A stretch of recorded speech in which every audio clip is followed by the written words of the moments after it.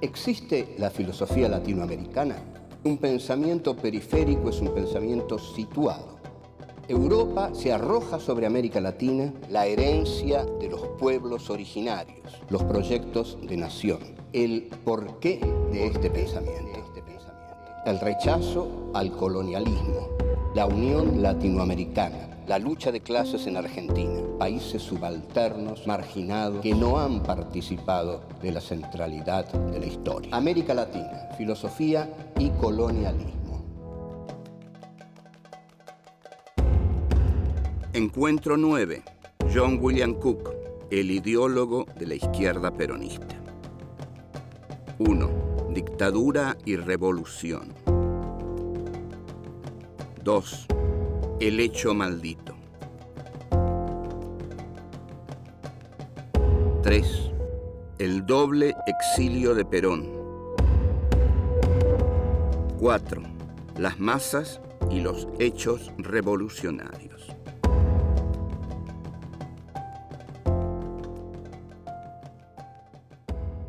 Este es nuestro encuentro número 9 de Filosofía Aquí y Ahora, nuestro ciclo número 4. En este encuentro número 9 vamos a hablar de John William Cook, el que podemos considerar el gran ideólogo de la izquierda peronista.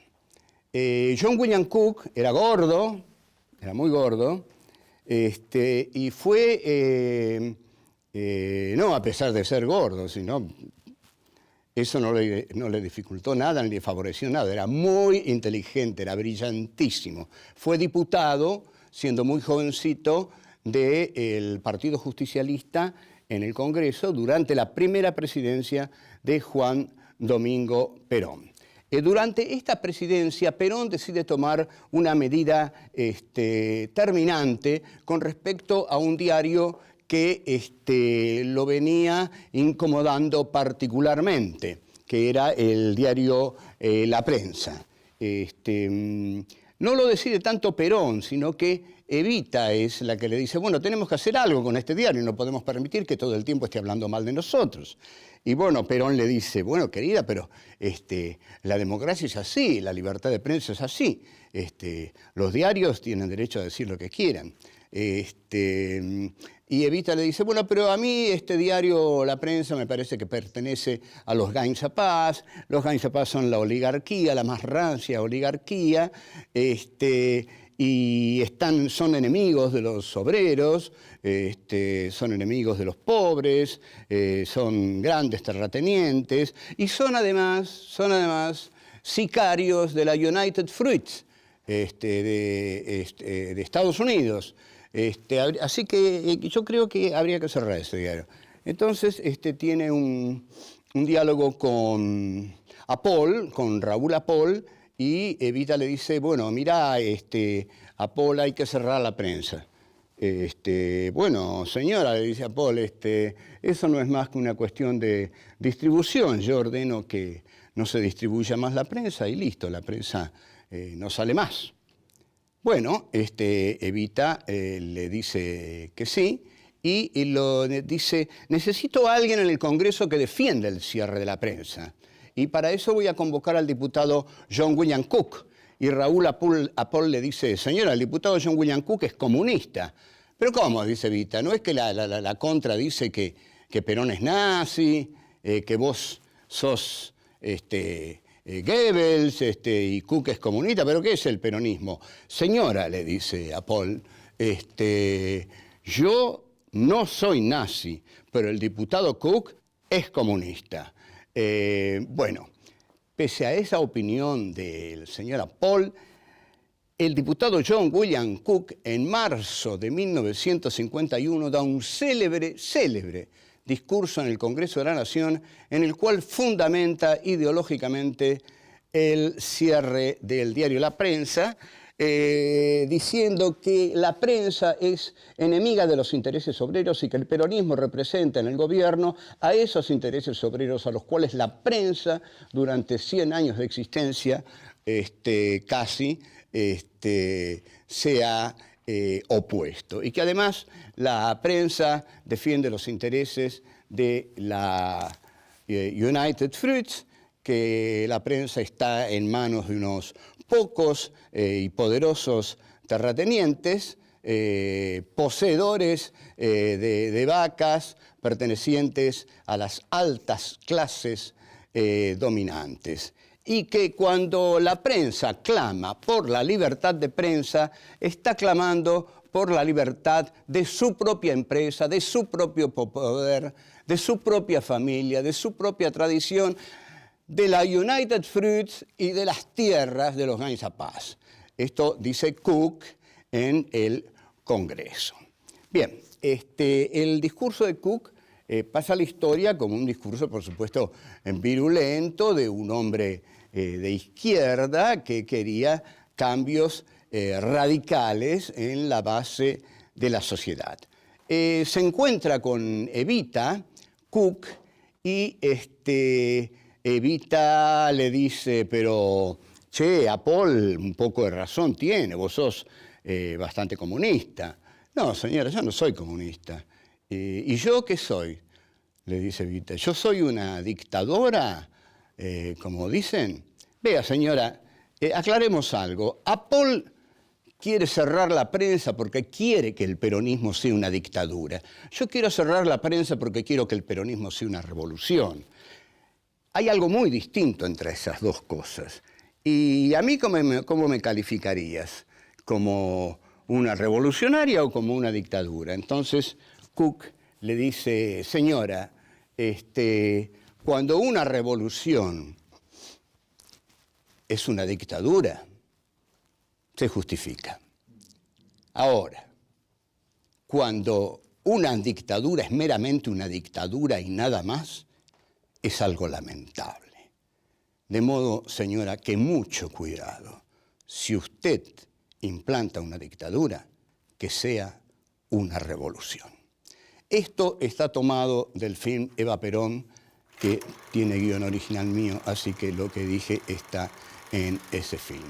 Es un diálogo densamente ideológico entre Evita, Cook y el problema entre la dictadura, la revolución, la libertad de prensa y la libertad de los poderosos.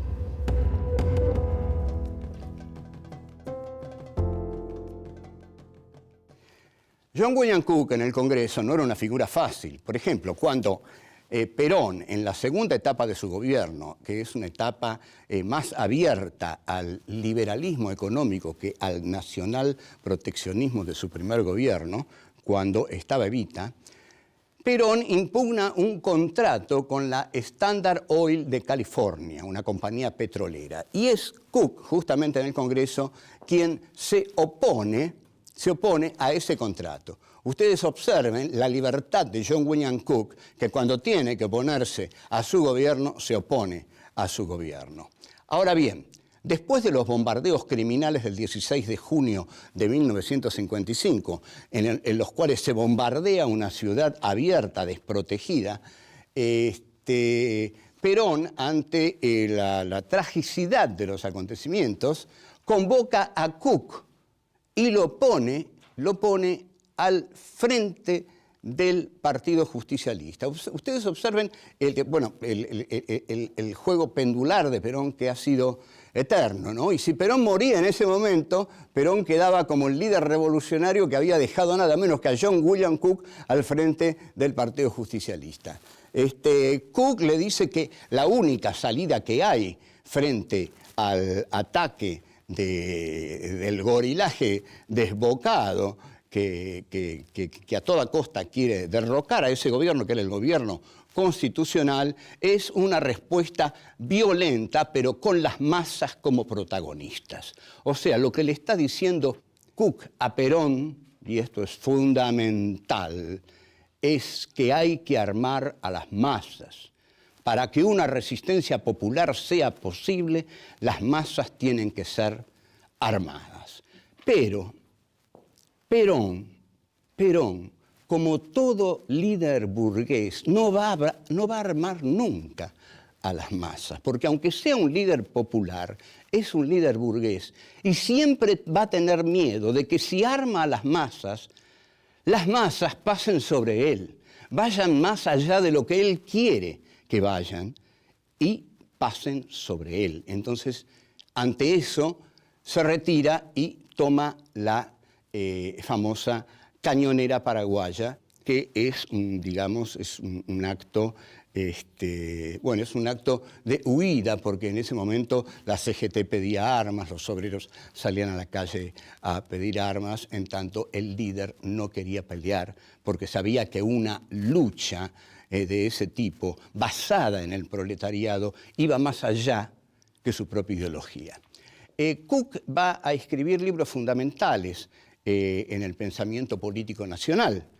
Cook es un hombre de una gran inteligencia. Cook había leído muy bien a Sartre, y no a cualquier Sartre. Había leído al Sartre de la crítica de la razón dialéctica, la critique de la raison dialectique, que no es el ser y la nada, ya es un Sartre denso, con una metodología poderosa, y Cook lee ese texto y elabora su afirmación teórica fundamental, que es que la política no parte de una verdad visualizada y conocida por una minoría, sino que parte del conocimiento que tengan de las grandes líneas estratégicas las masas. Son las masas las que deben tener el conocimiento de las grandes líneas estratégicas de lucha, y de ahí hay que partir. El error de la vanguardia es trabajar por fuera de las masas, creerse superior a las masas y creer que la verdad que tiene la vanguardia la tiene que infiltrar en las masas y que esa verdad le permite estar por encima de las masas. Cook nunca creyó en esto. Entonces, para Cook, que piensa sobre todo al peronismo del 55 al 68, que es la fecha en que él muere, el peronismo es lo que él llama el hecho maldito del país burgués. Ese peronismo inintegrable del 55 en adelante, ese peronismo que Cook queda deslumbrado por la huelga del frigorífico Lisandro de la Torre, que es una huelga ejemplar, en gran medida porque Perón no la conduce, Perón no tiene nada que ver con esa huelga, porque es la comuna de Mataderos, porque es la gente de Mataderos respaldando a los obreros del frigorífico Lisandro de la Torre los que se declaran en huelga en nombre del peronismo, la lucha de clases y la dignidad del salario obrero. Es el plan Conintes de Frondizi, con tanquetas, tanques y 2.000 soldados, el que va a aplastar la huelga quizás más genuina, o una de las más genuinas, la más genuina del peronismo, sin duda alguna, sin burócratas, sin conducción de Perón, con apoyo barrial de la barriada de Mataderos, una huelga que es realmente un orgullo. Fue aplastada por 2.000 soldados, tanques, por el doctor Frondizi, apoyado por los militares, por supuesto. Permiso.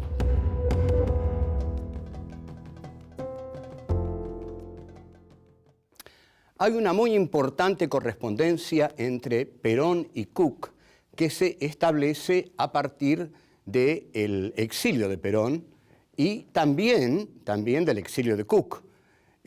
Cook recala finalmente en la Cuba de Castro.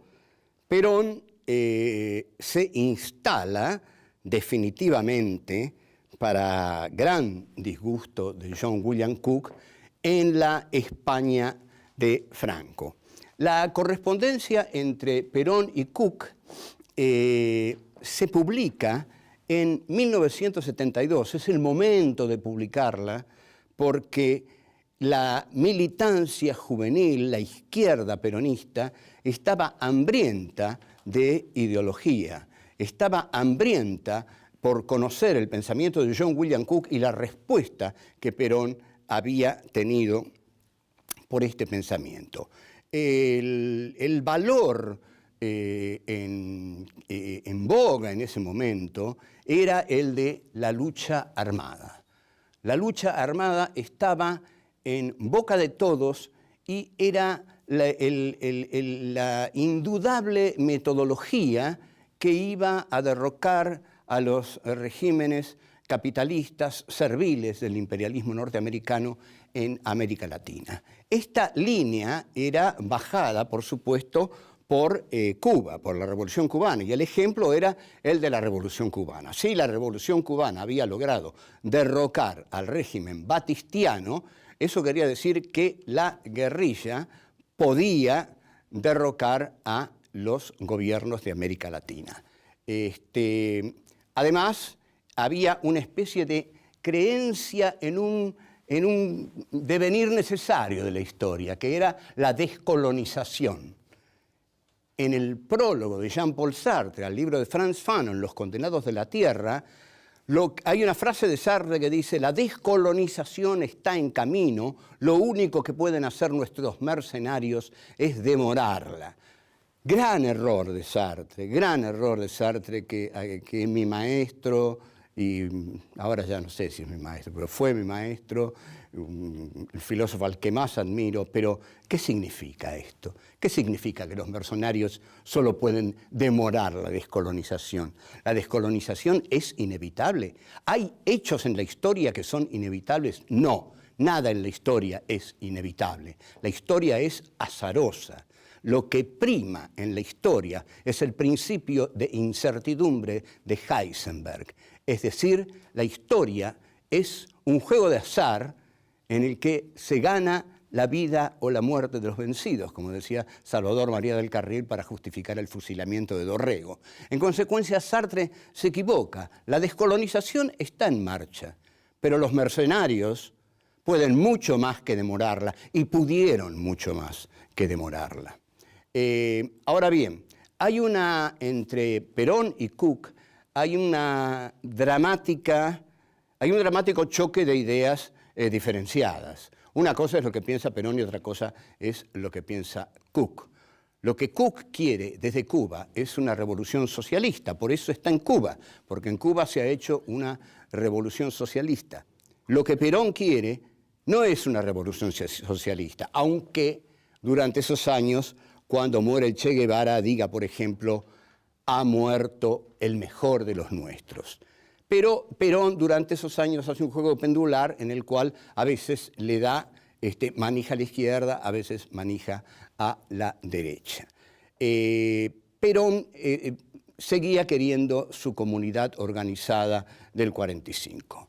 Cook, entonces, le manda cartas definitivas de una lucidez extraordinaria. Usted, le dice, usted no está en Occidente, usted está en Santa Elena. Esta frase es formidable, es contundente. Yo no sé cómo Perón no se ofendió y no lo mandó al diablo, pero usted no está en Occidente, está en Santa Elena. Lo que usted no puede captar desde donde está es la vivencia revolucionaria de América Latina. Eso se capta únicamente estando en América Latina. Si usted está en la España de Franco, nunca va a captar lo que está pasando aquí. Es como si Eisenhower hubiera dirigido el desembarco en Normandía desde un campo de concentración. ¿Y qué quiere hacer usted? ¿Cómo va a entender usted la revolución latinoamericana desde la España de Franco? Es imposible. Véngase aquí. Usted es un doble exiliado. Usted está exiliado por los militares de la Argentina y está exiliado por usted mismo del clima de la revolución que se vive en América Latina. En consecuencia, lo que yo le pido, le dice Cook, es que usted venga a Cuba. Ahora, Perón no podía ir a Cuba. Si Perón iba a Cuba, tenía que someterse a Castro, ante todo. Y tenía que hacer un montón de cosas que Castro le iba a pedir y que generalmente, o estoy seguro, iban a ir más allá de la ideología de Perón. Mientras tanto que Franco fue hábil con Perón y no lo molestó mucho. Entonces, como Cook insiste, no se da cuenta de esto, insiste, venga a Cuba, al final dice, bueno, lo lamento, me doy cuenta de que todo lo que yo le estoy diciendo es inútil.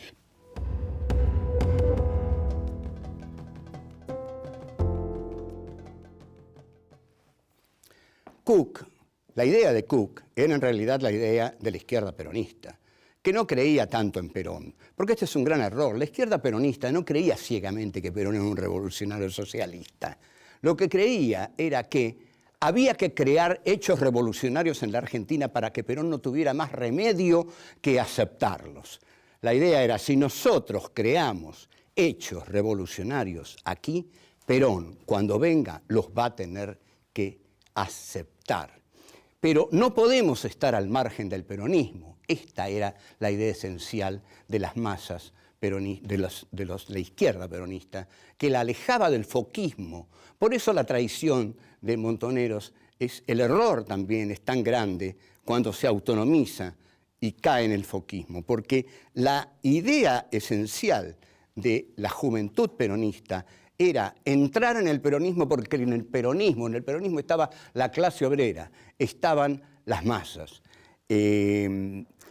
Y a pesar de que sabían, o no estaban muy seguras de que las masas quisieran la revolución, porque sabían que las masas peronistas estaban muy acostumbradas al estado de bienestar peronista, es decir, a que las cosas les vinieran de un estado benefactor, que era bueno, que era generoso con esas masas y que le daba todas las conquistas que les dio el primer peronismo, que fue formidable con los pobres. Pero consideraban que a lo largo de los años y de todos los hechos que se habían producido, el peronismo debía ayornarse. En mi novela La astucia de la razón hay un encuentro ficcional entre entre John William Cook y René Rufino Salamanca, el líder de los mecánicos de Córdoba, en la calle 25 de abril, la calle de los mecánicos. Ahí Salamanca y Cook discuten y Salamanca le dice: mirá viejo, mirá gordo, el problema con el peronismo es que los obreros son peronistas, pero el peronismo no es obrero. Y Cook, que sabe muy bien lo que le está diciendo Salamanca, le dice: mirá, Salamanca, eso yo lo sé muy bien, por supuesto que lo sé muy bien. Y vos en el fondo me estás diciendo también que Perón no tiene una ideología obrera, que Perón no es socialista. Pero ahora yo te voy a decir algo, entendeme bien, me cago en Perón. Y te voy a explicar por qué. Porque nosotros, aquí en la Argentina, le vamos a crear a Perón tantos hechos revolucionarios que no va a tener más remedio que aceptarlos. Porque el peronismo es más que Perón. Porque las masas peronistas son más que Perón. Y a las masas peronistas las estamos organizando nosotros, los militantes de la izquierda peronista. Y le guste o no a Perón, cuando vuelva, él va a tener que aceptar eso. Porque Perón ya no se pertenece. A mí no me importa lo que piensa Perón. Perón, cuando venga, va a aceptar lo que nosotros hayamos hecho de este país. Y nosotros vamos a trabajar tanto revolucionariamente con las masas peronistas que Perón va a tener que aceptar lo que eligió el pueblo a través de nuestro trabajo militante. Entonces, Cook le dice: esa es mi forma de cagarme en Perón. ¿Entendés? No es que no me importe lo que piense Perón. Yo sé quizás lo que piensa Perón, pero le vamos a crear a Perón hechos tan poderosos que no va a tener más remedio que aceptarlos. Cook muere en 1968, muere sin asistir, gracias, no sé a quién, pobrecito, sin asistir a la debacle del peronismo, al tercer regreso de Perón, sin asistir a la persecución que Perón desata sobre la izquierda peronista. John William Cook, de todos modos, yo no sé qué hubiera hecho Cook, digamos, de haber seguido viviendo, no sé qué opciones políticas hubiera tomado. Creo que se hubiera enfrentado muy fuertemente con Perón. Ya se enfrenta en la correspondencia. Pero Cook es un hombre de una gran inteligencia, de una gran ética, de una gran limpieza moral. Es un ejemplo de luchador social, un hombre que realmente amó a los desposeídos y entregó su vida por los desposeídos, porque le dedicó su vida a los desposeídos. No es que lo hayan matado, murió de cáncer, pobre, pero todo su pensamiento, todas las cosas que escribió, todas las cosas que dijo, y escribió muchas cosas Cook. El libro de Cook, Peronismo y Revolución, es un ejemplo de dialéctica revolucionaria inspirada en la crítica de la razón dialéctica. De modo que es un gran pensador argentino. Para mí es el más inteligente de los pensadores argentinos, sin ninguna duda. Está a miles de kilómetros de Jauretche, Scalabrini, Hernández Arregui. No, Cook es otra cosa.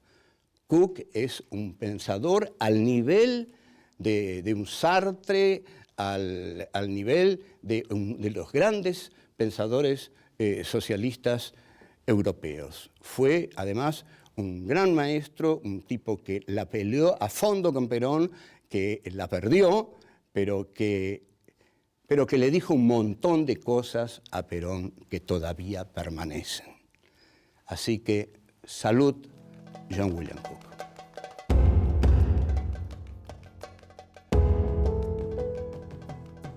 ¿La descolonización es inevitable? ¿Hay hechos en la historia que son inevitables? No, nada en la historia es inevitable. La historia es azarosa. Cuando una dictadura es meramente una dictadura y nada más, es algo lamentable.